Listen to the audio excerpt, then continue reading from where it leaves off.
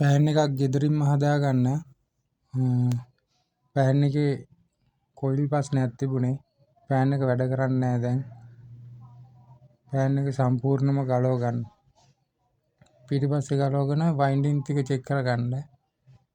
ඊට පස්සේ මෝටරේ ගලවලා මෝටරේයි වයරුයි අතර තියෙන කම්බි ටික චෙක් කරන්න. ඒවල තමයි සාමාන්‍ය ගොඩක් පිච්චෙන්නේ. එතකොට ඕකේ තියෙනවා පියුස් එකකුත් තියෙනවා. පියුස් එකත් මල්ටිමීටරෙන් චෙක් කරගන්න.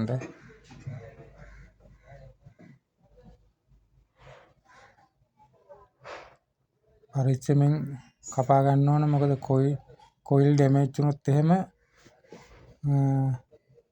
ගොඩක් වෙලාවක් යනවා. ඊට පස්සේ ආයෙ කොයිල් පාස්ස ගන්න. ඒකට ජොයින් කරගන්න ගොඩක් වෙලාවක් යනවා. ඒ හින්දා මෝටරේ අහක දාන්න උනත් පුළුවන්. මේ කොයිල් කැපුණොත් මෝටරේ අහක දාන්න උනත් පුළුවන්. ඒ හින්දා පරිස්සමෙන් කොයිල් ටික කපා ගන්න.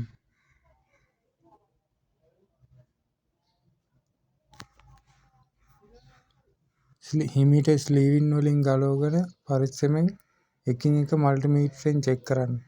සමහර විට ওই වයර් එකයි කොයිල් එකයි සම්බන්ධ වෙලා තියෙන තැන් වලින් ගොඩක් දුරට ඔක්සයිඩ් වෙලා කැඩලා යන අවස්ථා ගොඩක් තියෙනවා. මේකෙත් තියෙන්නේ පියුස් එකයි කොයිල් එකයි අතර එන මේ කම්බිය කැඩලා තියෙන්නේ. ඒක හිමීට පාස්ස ගන්න. පාස්ස කරන ඒ වගේම ස්ලීවින් දාලා ගැට ගහ ගන්න. පියුස් එක අවුලක් නැහැ. පියුස් එක ළඟින් එන කොයිල් එක තමයි ඕකේ කැඩලා තියෙන්නේ.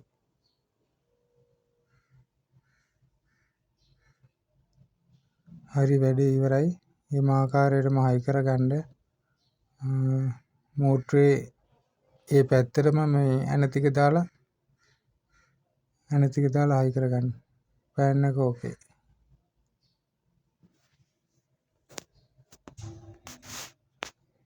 ෂෙයා කරන්න. අනිත් අයටත් පෑන් එකක් තනියම හදාගන්න පුරුදු වෙන්න. මම තවත් වීඩියෝ දාන්නම්.